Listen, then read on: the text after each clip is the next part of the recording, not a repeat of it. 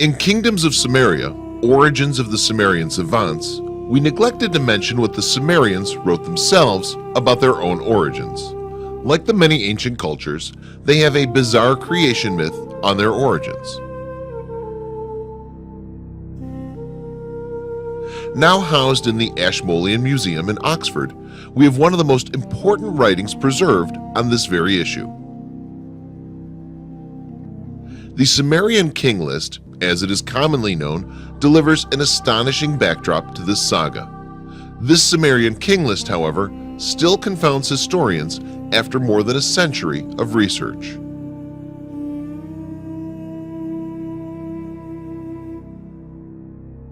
There are many renditions of this incredible artifact that have been recovered from various ancient sites where flourishing cities once stood.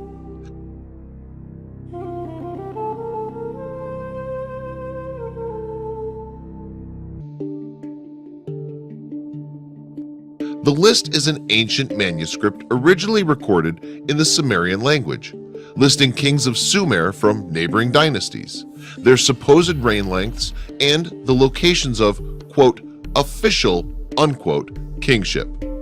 What makes this artifact so unique is the fact that the list blends apparently mythical pre-dynastic rulers with historical rulers who are known to have existed. The term mythical rulers and the term historical rulers are terms used by pure academic historians to counteract what they do not fully understand regarding the length of reign these Sumerian rulers had.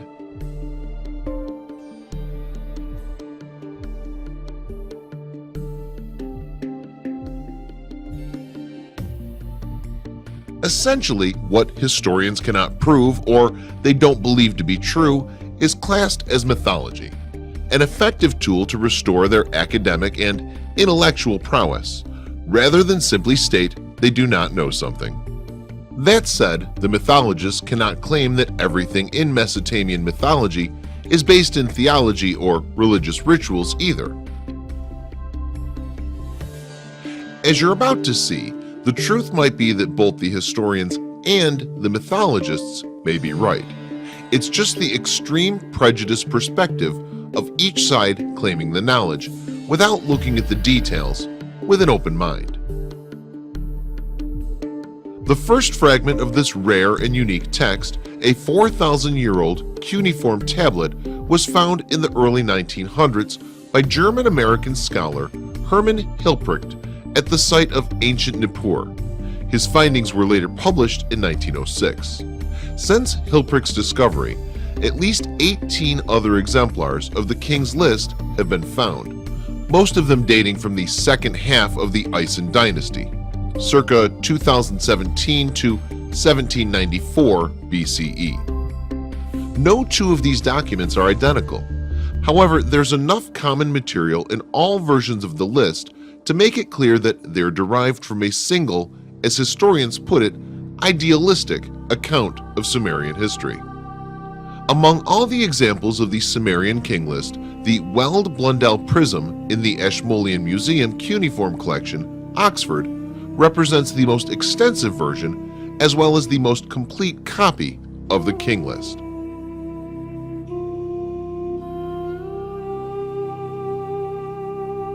The 8-inch high prism contains 4 sides with 2 columns on each side. It's believed that it originally had a wooden spindle going through its center so it could be rotated and read on all 4 sides. It lists rulers from the antediluvian, that is, before the flood, dynasties to the 14th ruler of the Isin dynasty, circa 1700s BC. The list is of immense value because it reflects very old traditions while at the same time providing an important chronological framework relating to the different periods of kingship in Sumeria. It even demonstrates remarkable parallels to accounts in Genesis. So just how ancient is the ancient civilization of Sumer? Sumer, sometimes called Sumeria, is the site of the earliest known civilization, located in the southernmost part of Mesopotamia between the Tigris and the Euphrates rivers. This area later became Babylonia and modern-day southern Iraq from Baghdad to the Persian Gulf. By the 3rd millennium BC, Sumer was the site of at least 12 separate city-states: Kish, Erech, Sippar, Akshak, Larak, Nippur, Adab, Umma, Lagash, Bad Tibira, and Larsa. Each of these states comprised a walled city and its surrounding villages and land, and each worshipped its own deity, whose temple was the central structure of the city.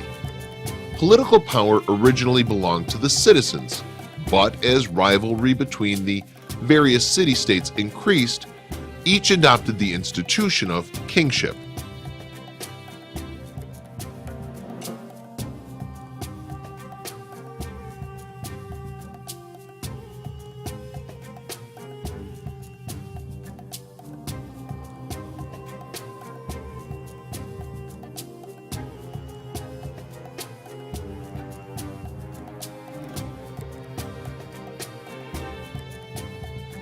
The Sumerian king list records that 8 kings reigned before a great flood. After the flood, various city-states and their dynasties of kings temporarily gained power over the others. Let us now address Sumeria's apparently mythical past.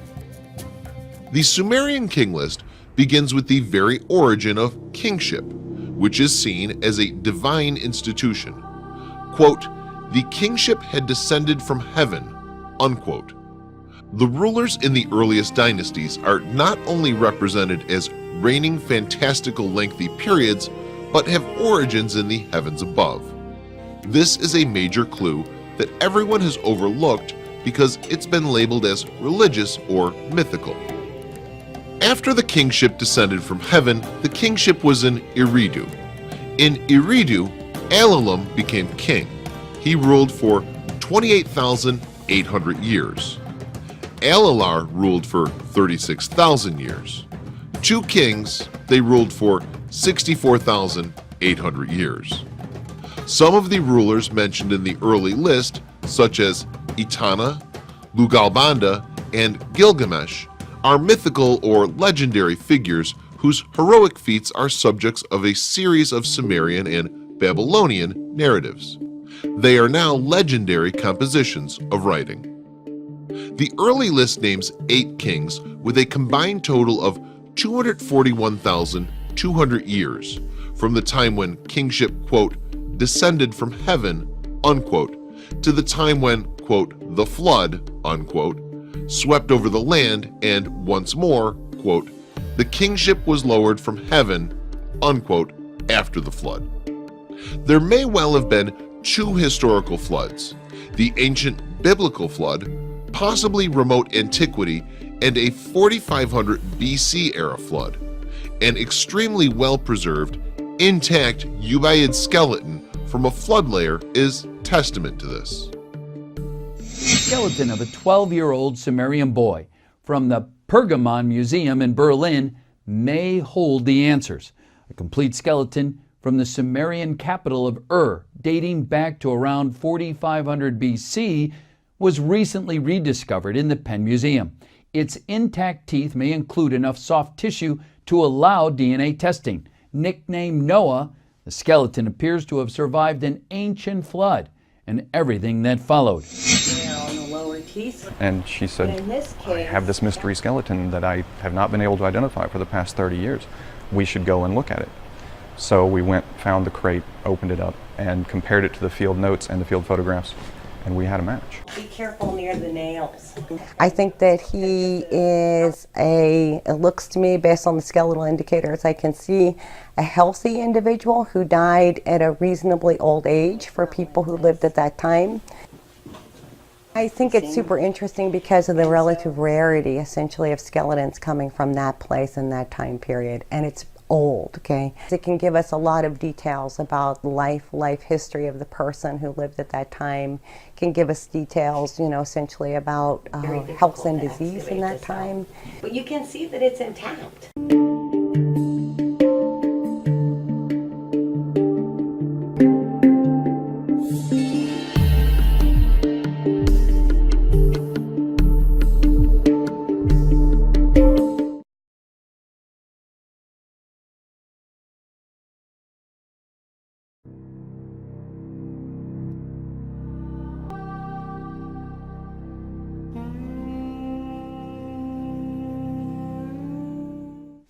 Until recently, the primary advocates for testing Sumerian DNA had been the followers of Zecharia Sitchin, who hold the belief that the ancient Sumerians may have carried non-terrestrial genes. But there are plenty of more conventional reasons to study Sumerian DNA.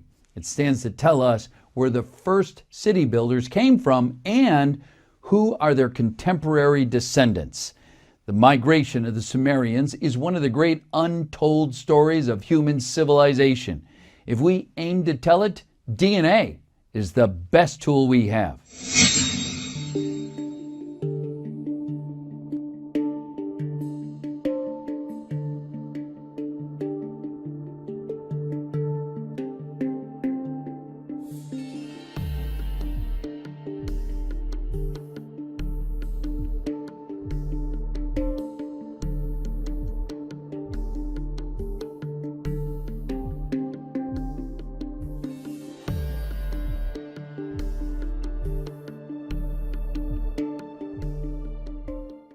And so what you just watched was us bringing it into conservation, because without actually having their professional word on how to maintain it, how to keep it, we really can't move forward with our analyses. What we're going to do as conservators is do what we can to make the body more available for research. Especially with archaeological skeletal material, we follow a real philosophy of minimum intervention. We're not going to do anything more than we absolutely have to make them stable and available for study. And that's when we form basically kind of a scientific team. And what we've attempted to do with these teams, and again being part of the University of Pennsylvania and it being our mission in education, what we'll try to do is incorporate as many students as we can into that process. Okay. Yes, we can look at it. Yes, we can say these things. We've talked about its age of death. We've talked about the age in which it lived. Okay. We've talked about the sex of the skeleton, various structures associated with pathology and disease. Now, how can we contextualize that in the best possible way? And that's the science of skeletal studies and archaeology.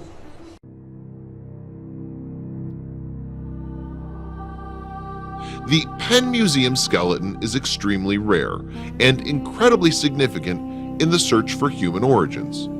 The fact it was lost in their basement, misplaced or forgotten for so long, is never addressed. In fact, they think it's cool they, quote, rediscovered it, unquote. They're so proud to display this fact, it becomes the actual news story. Instead of testing the DNA of the intact teeth of one of the most important skeleton finds of the 20th century. Instead, the only thing they say they're going to do is conserve it.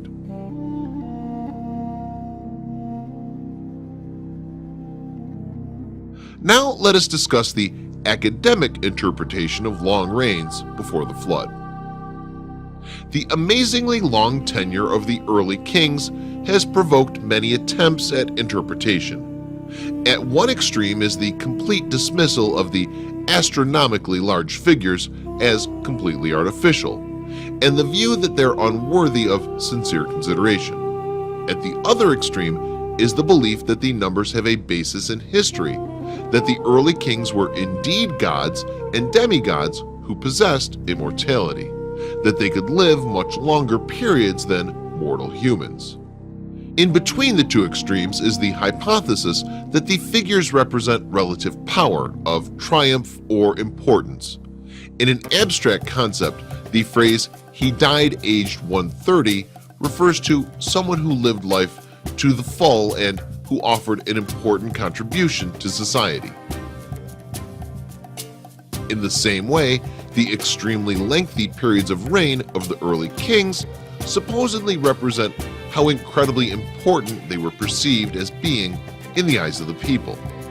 This doesn't explain, however, why the periods of tenure later switched to realistic time periods. Related to this perspective is the belief that although the early kings are historically unattested, this does not preclude their possible correspondence with historical rulers who were later mythicized. In fairness, some scholars have sought to explain the rulers through a mathematical investigation and interpretation.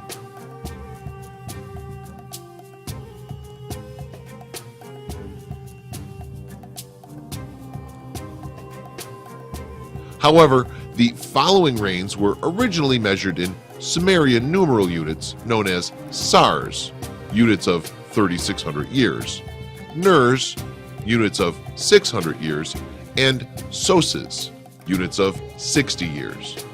As we already explained in our episode, Origins of the Sumerian Savants, the base 60 system is a natural unit for precessional calculations. Scholars, historians, and mythologists have all converted the original Sumerian units of sars, nurs, and soses into specific numbers of years. In doing so, they have completely lost themselves in the data.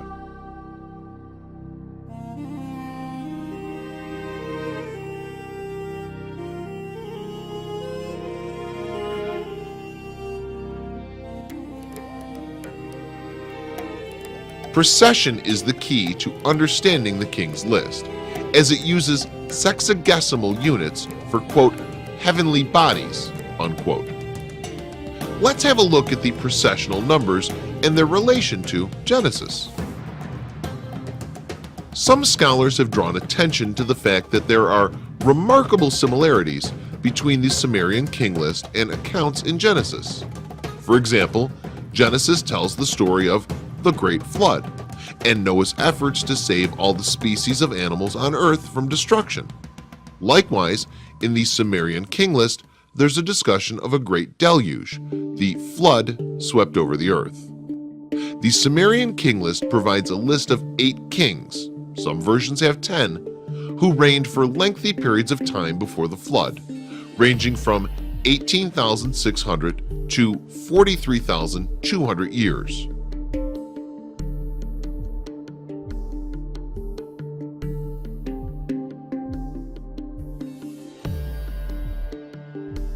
The 432 number is a beacon here. 432 sauces exactly in a full precessional cycle. This is also the case in Genesis 5, where the generations from creation to the flood are recorded. Interestingly, between Adam and Noah, there are 8 generations, just as there are 8 kings between the beginning of kingship and the flood in the Sumerian King List. This 8 numerology is highly significant in further understanding of creation myths, as you'll see later. After the flood, the King List records kings who ruled for much shorter periods of time. Thus, the Sumerian King List not only documents a great flood early in man's history, but it also reflects the same pattern of decreasing longevity as found in the Bible. Men had extremely long lifespans before the flood and much shorter lifespans following the flood, whether real, mythical, written, or otherwise.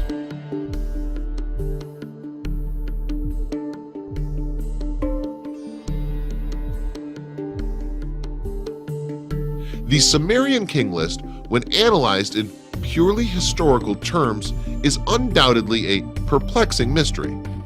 Why would the Sumerians combine mythical rulers with actual historical rulers in one document? Why are there so many similarities with Genesis? Why were ancient kings described as ruling for thousands of years? Why do we assume they made something up for a creation myth, yet it never changed for the Genesis version? Or, as you'll see, other cultures with striking similarities. Precession is the only key to understanding all this. When we look at the King List of Berosus, circa 747 BC, we find something remarkable.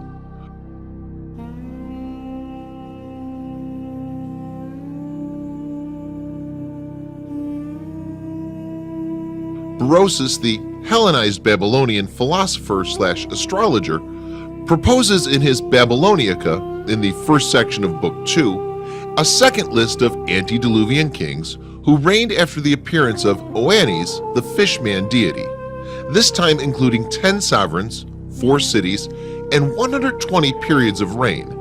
The two following sections of his Book 2 are devoted to a description of the flood and to the post-Diluvian kings.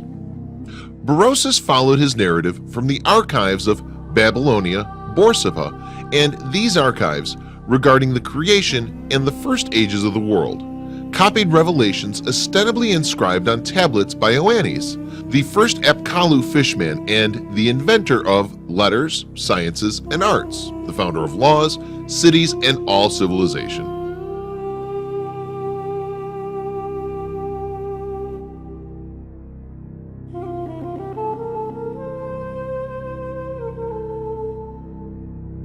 In the Babylonian Berosus story, there were 10 kings who lived very long lives, from creation to the time of the flood. This is given as a total of 432,000 years. Again, 432 sosis is one complete precession cycle. At this point, alarm bells should be going off, because the number 432 is perhaps best known in relation to Hindu ideas of cycles of time. The Kali Yuga is said to last 432,000 years, being part of the Great Cycle, which itself lasts 4,320,000 years.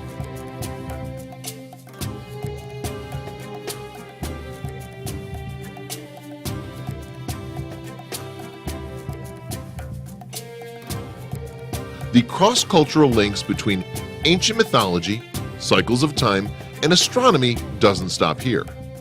The Viking Eddas that were found in Iceland tell the story of the Day of Ragnarok, the doomsday of the gods. At that time, 800 divine warriors will come out of each of the 540 doors of Valhalla. 800 times 540 equals 432,000. When you look at the king list with astronomy in mind, you seem to get satisfactory insights into not just Sumerian culture, but other cultures and their mythologies. Astronomy, myth, and celestial mathematics are undoubtedly interwoven. The king list is by no means solved, but no other satisfactory explanation has ever been given before for the duration of the lengthy reigns in question.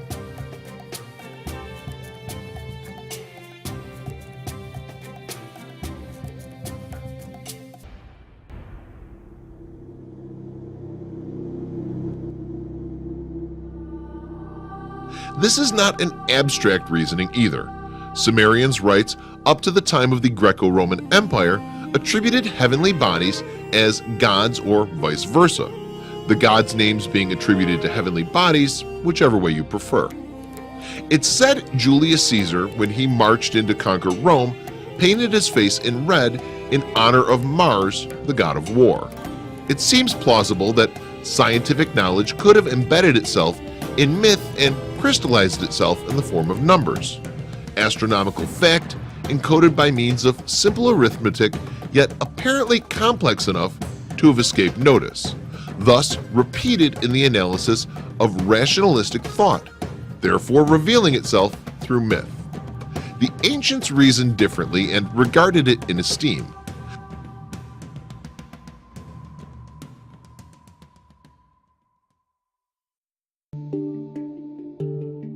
To the pertinence and extension of knowledge, quote, empirical fact, unquote, needed myth to magnify it and numbers to reveal it. When you grasp that, you'll grasp the heritage of all the astronomy-based ancient cultures. All of society benefited from that approach, and knowledge in those societies was never something hidden. It was accessible to the intelligence of those who possessed such gifts.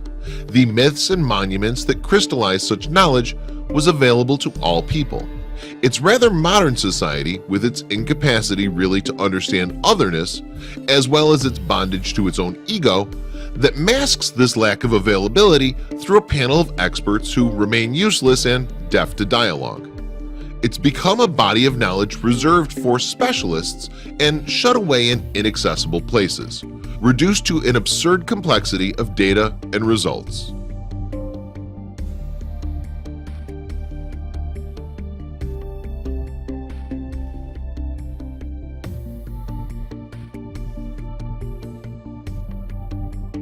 Now that we've battled through the Sumerian king list, seen the tug of war between mythology and history, seeing how the creation myth may actually make sense when using the right data. You might think case closed. Astronomy is the element we need. Astronomy and precession may be the missing element, but separating mythology from history is incredibly difficult. Astronomy only gives us another lens into our past to see clearer. The Sumerian king list was not just an ancient manuscript originally recorded in the Sumerian language listing kings of Sumeria from ancient southern Iraq and neighboring dynasties, detailed supposed reign lengths, and the locations of official kingship. Kingship was believed to have been handed down by the gods and could be transferred from one city to another, reflecting perceived hegemony in the region.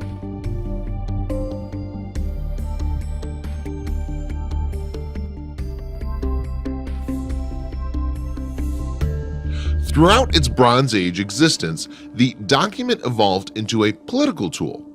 Its final and single-attested version, dating to the Middle Bronze Age, aimed to legitimize Ison's claim to hegemony when Ison, who was vying for dominance with Larsa and other neighboring city-states in southern Mesopotamia.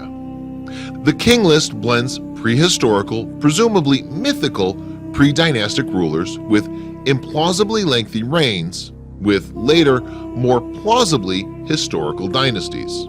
Although the primal kings are historically unattested, this does not preclude their possible correspondence with historical rulers who were later mythicized. Some mainstream Assyriologists view the pre-dynastic kings as a later fictional addition.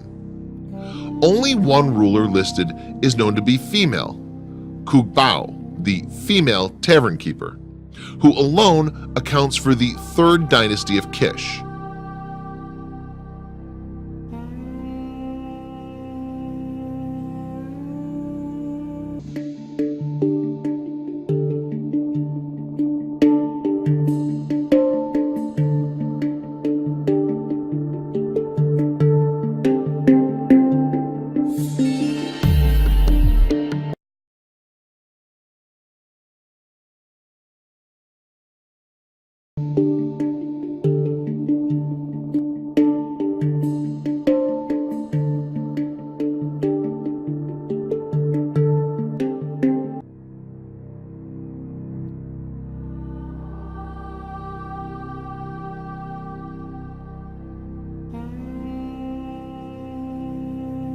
The earliest listed ruler whose historicity has been archaeologically verified is Enmi-Baraj-C of Kish, circa 2600 BC. Reference to this individual in the Epic of Gilgamesh has led to speculation that Gilgamesh himself may be historical. In fact, reports by the BBC came out in the Second Iraq War that they found the tomb of the demigod Gilgamesh.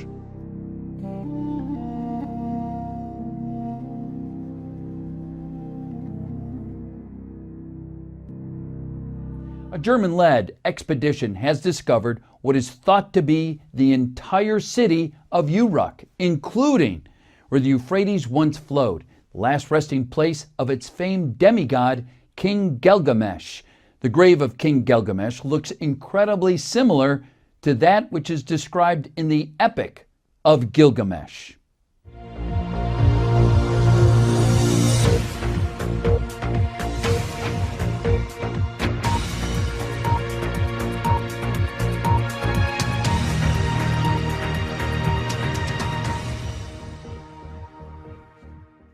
One has to know it's the scene of action of the oldest epic of mankind. So it was a place where the development of the writing has taken place. So it was a huge city center in ancient Mesopotamia, which enables such big developments in the history of man. It was described in the epic that the burial of King Gilgamesh was inside the river, the ancient river of Euphrates. And we found in just outside of the city an area very near of a so-called New Year's temple in the middle of the former Euphrates River, we detected the remains of such a building. This building is the grave of King Gilgamesh, as it was described by the Epic of Gilgamesh. Definitely, it must be the grave of King Gilgamesh. It looks very, very similar to that what is described.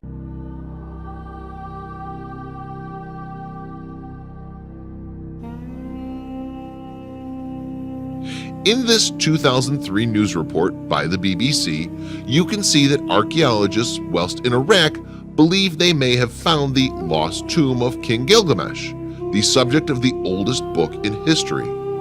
King Gilgamesh was believed to be 2/3 god, 1/3 human. The Epic of Gilgamesh, written by Middle Eastern scholars some 2,500 years before the birth of Christ, commemorated the life of the ruler of the city of Uruk, from which Iraq gets its name. Now this German-led expedition has claimed discovery of the city of Uruk, the resting place of its famous king and his grave. In the Gilgamesh epic, a set of inscribed clay tablets, Gilgamesh was described as having been buried under the Euphrates River in a tomb apparently constructed where the waters of the ancient river parted following his death.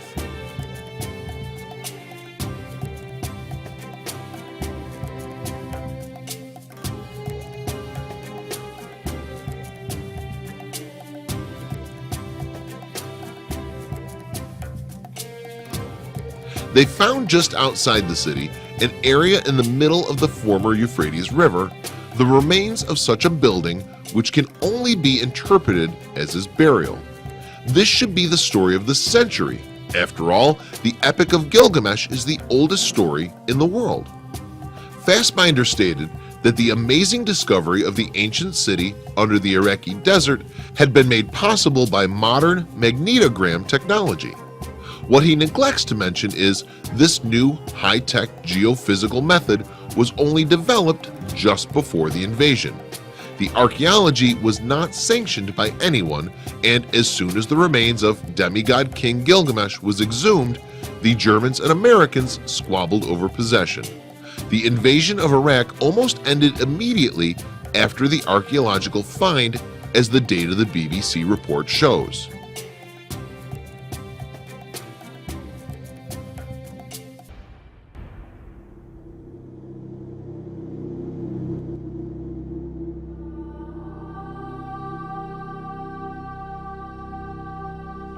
The biggest find of the century has been suppressed to this day. It would be out of this world to test the DNA of a Sumerian king or an intact Sumerian skeleton in general. Sadly, the oldest skeleton ever found in Mesopotamia, the Ubaid skeleton at the Penn Museum, is not marked for DNA testing. 3 dynasties are notably excluded from the list. The Larsa dynasty, which vied for power with the Isin dynasty during the Isin-Larsa period, and the 2 dynasties of Lagash, which respectively preceded and ensued the Akkadian Empire, when Lagash exercised considerable influence in the region. Lagash is known directly from the archaeological artifacts dating from circa 2500 BC. The list is important to the chronology of the 3rd millennium BC.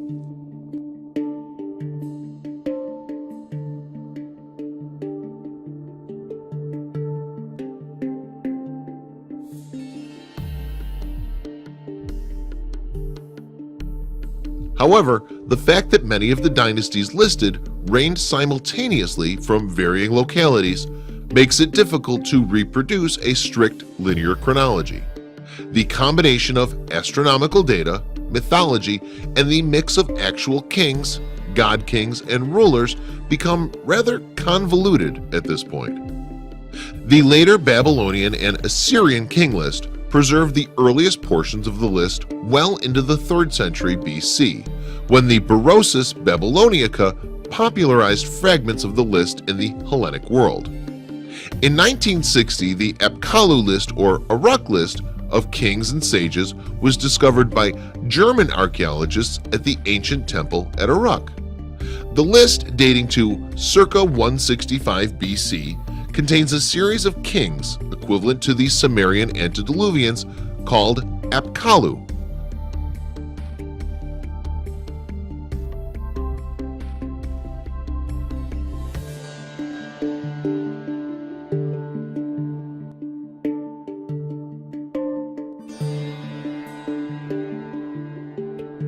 The Apkallu were the embodiment of this culture, so much so that historians wrestling with the literature of these sages become so embroiled in mythology that they become mythologists in a way themselves.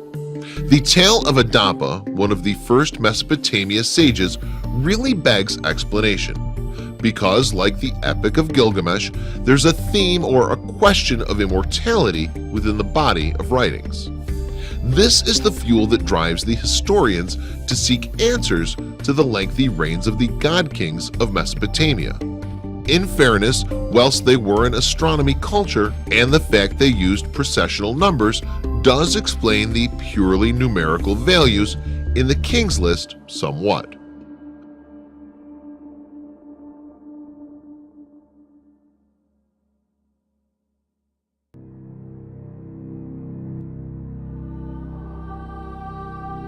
The quest for immortality in the Epic of Gilgamesh and the test of immortality in the tale of Adapa is a complete mystery.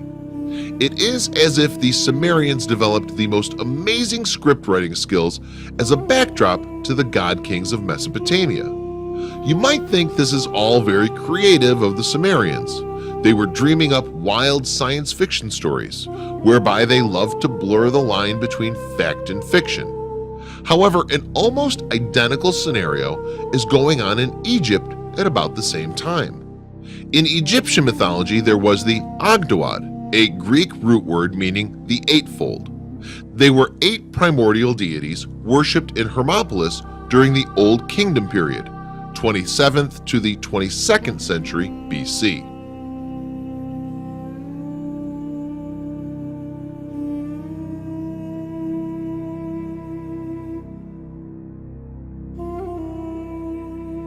Well, there's no doubt as to the antiquity of this group of gods, such that even at the time of composition of the pyramid texts, towards the end of the Old Kingdom period, they were antiquated and forgotten by everyone except religious experts. The oldest known pictorial representations of the group do not predate the time of Seti I.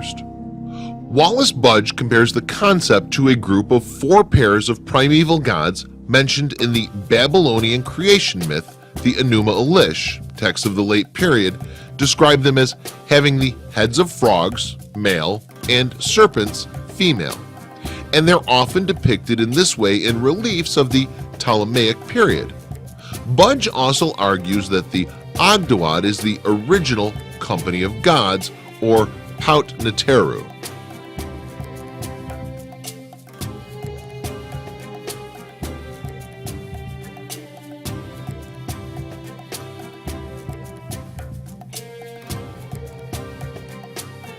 The links between 8 primordial beings and serpent-like deities being a part of both apparently independent creation myths beggars belief. Before we explore the Babylonian creation myth further, it must be noted that Egypt also possesses the exact same problems with kings lists. The mysterious Shemsu Hor were semi-divine kings and keepers of sacred knowledge in pre-dynastic Egypt. According to an ancient and very unique papyrus known as the Turin Kings List, or the Turin Royal Canon, 10 Neteru, or gods, reigned for hundreds of years each for a total of 23,200 years.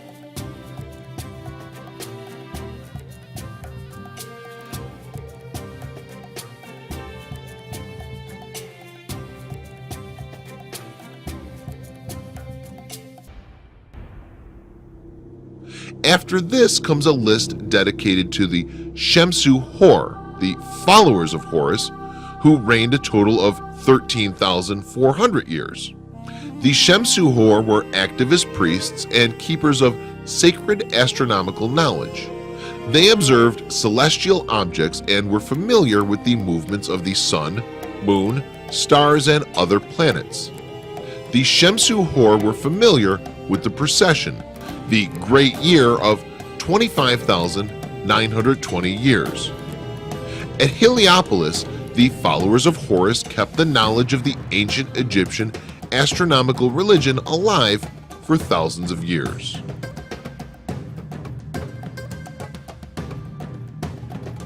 The Enuma Elish is the Babylonian creation myth named after its opening words.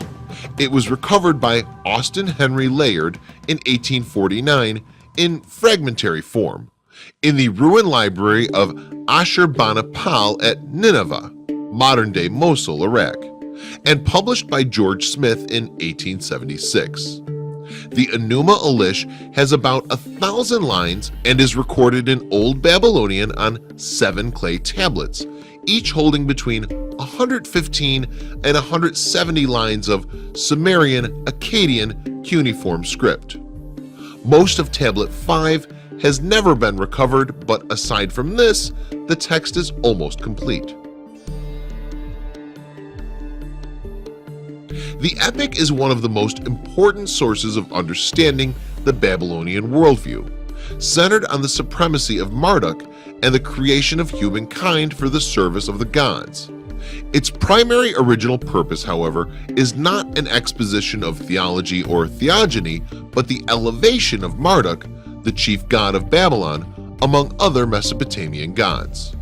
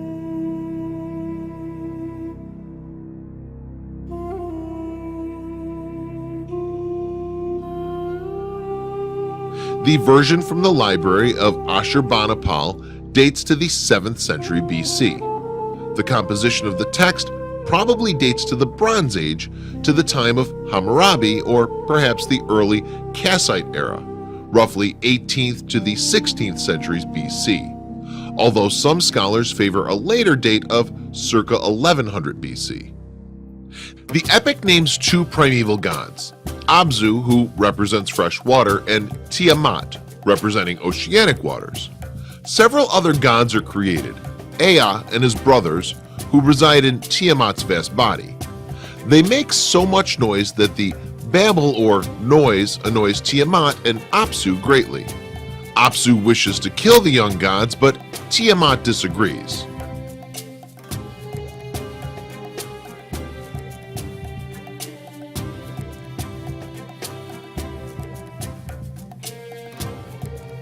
The vizier, Mamu, agrees with Apsu's plan to destroy them. Tiamat, to stop this from occurring, warns Ea, the most powerful of the gods. Ea uses magic to put Apsu into a coma, then kills him and shuts Mamu out. Ea then becomes the chief god, marries Damkina, and has a son, Marduk, greater still than Ea himself.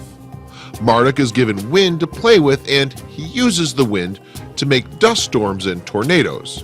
This disrupts Tiamat's great body and causes the gods still residing inside her to be unable to sleep.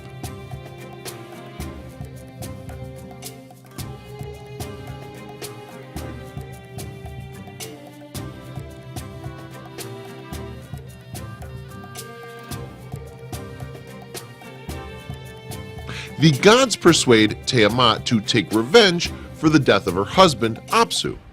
Her power grows and some of the gods join her.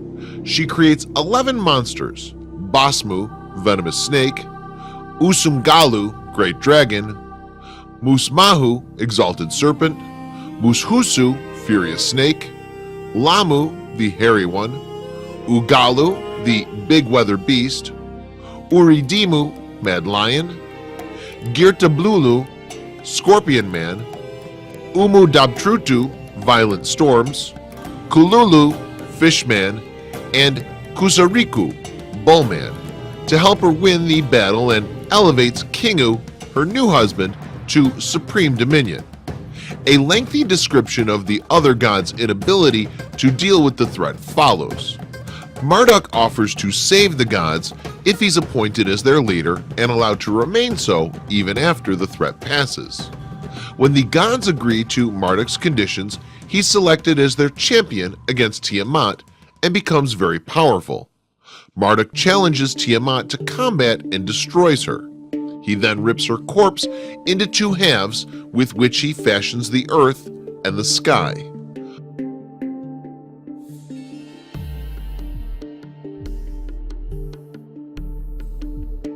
Marduk then creates the calendar, organizes the planets and stars, and regulates the moon, the sun, and the weather. The gods who have pledged their allegiance to Tiamat are initially forced into labor in the service of the gods who sided with Marduk. But they're freed from these labors when Marduk then destroys Tiamat's husband, Kingu, and uses his blood to create humankind to do the work for the gods. Most noteworthy is Marduk's symbolic elevation over Enlil, who was seen by earlier Mesopotamian civilizations as the king of the gods. As previously pointed out in the king list, it looks like this detailed creation myth has astronomical framework in mind. The use of numbers, heavenly bodies, planets, stars, sun, and moon are undeniable. The use of the terminology serpent, snake, and fishman is of ultimate significance. When we turn our attention to the Dogon tribe of Mali, Western Africa, this becomes apparent.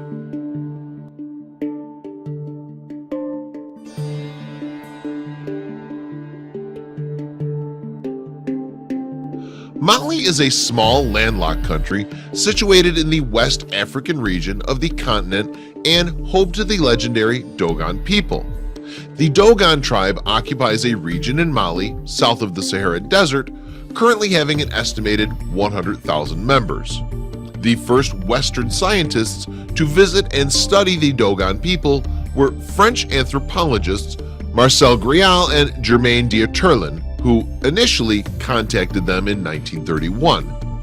They documented the traditional mythology and sacred beliefs of the Dogon, which included an extraordinary body of ancient lore regarding Sirius, the brilliant, far-distant dog star.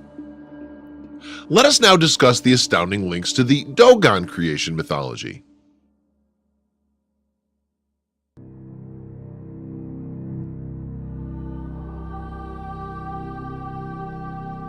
The Dogon creation myth is a bit complex and quite controversial, having different versions. However, it's generally believed that heaven, which is regarded as the creator, is called Amma, also called Amen. At the beginning of time, Amma, a supreme god who lived in the celestial regions and was the origin of all creation, created the earth and immediately joined with it. Amma then decided to create a representative of order called the Nomo and created for him 8 assistants, comprising of 4 couples of twins. These 8 deities were called the ancestors of human beings, and they too descended to earth in an ark, also created by Amma. The ark was suspended from heaven by a copper chain, which allowed the ark to float down to earth, like the sun traverses the sky and settles in the west.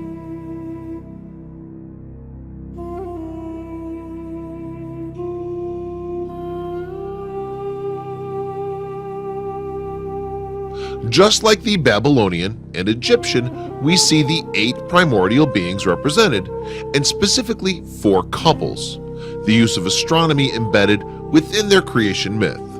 The star Sirius and the Pleiades feature heavily in Dogon creation mythology, and they too feature heavily in Egyptian and Babylonian culture. The list of comparisons doesn't stop there. The Numo creator gods were described by Dogon priest Ogo Temeli. They have casques and slanted eyes, as well as cow's noses. They also have fishtails, serpent-like bodies, and strange bumps on their shoulder joints. The descriptions are completely identical to the Ubaid serpent goddess statues found in the city of Ur, located in southern Iraq. They date from the Ubaid period around 4500 BCE. These statues have lines across their fish and serpent-like bellies that were described by Ogo Tomeli as being in a series of V's without points.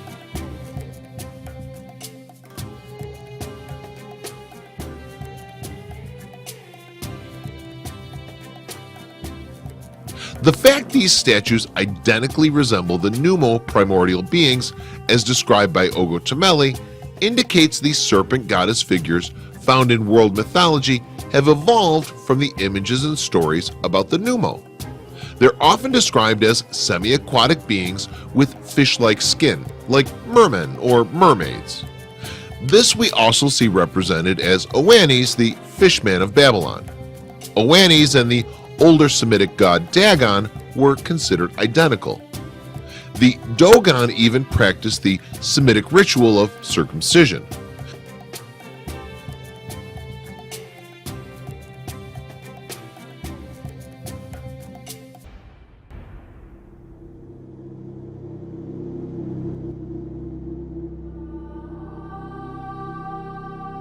The names of this deity might morph over time and culture, but the specific traits and characteristics are always the same.